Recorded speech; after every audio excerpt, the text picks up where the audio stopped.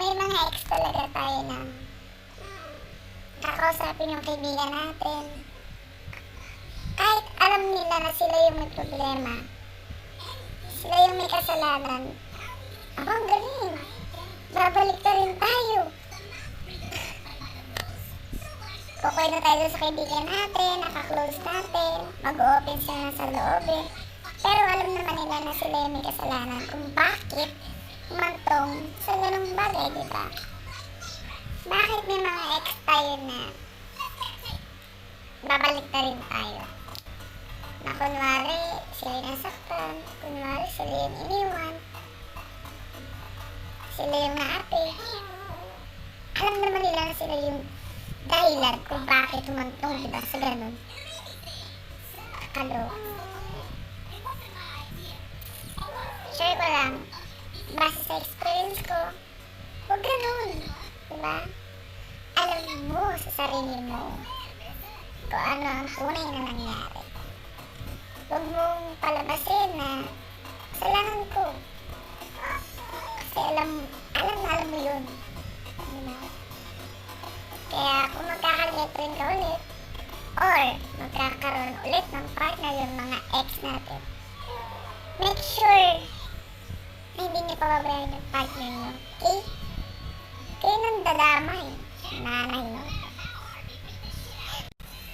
Huwag mo sasabihin mahal mo, kasi kung mahal mo, 2 months tiniis mo, hindi ka nagparamdam, hindi ka nag-chat, hindi ka nag-text, hindi ka nag-call. Tapos, sasabihin mo mahal mo. Yung joke.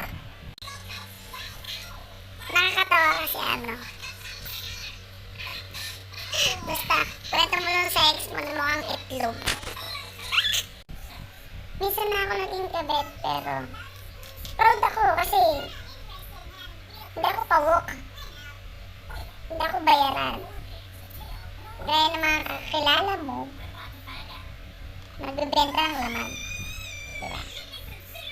Peace. Share ko lang, base sa experience ko, sa panahon ngayon, sobrang hirap ang totoong tao. I mean, ang totoo sa'yo. Yung kaibigan ka talaga, hindi ka pinatraidor, hindi ka pinaplastic, ganun. Tsaka nung hindi lang, paano ba? Hindi yung kaibigan ka lang kasi kailangan ka, napapakinabangan ka, hindi nakukuha sila sa'yo. Yung mga ganun, halos lahat ganun eh. So, thankful ako dun sa mga iilan, pero totoo. Thank you, I love you.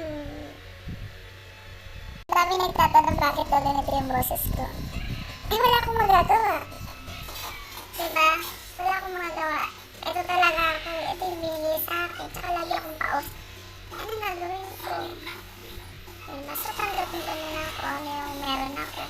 Kung ganito man yung boss ko, boses malagong, boses lalaki, boses paos, no. Importante na nakakapagsalita ako at wala akong inaapakang ibang tao. Diba? Thank you guys.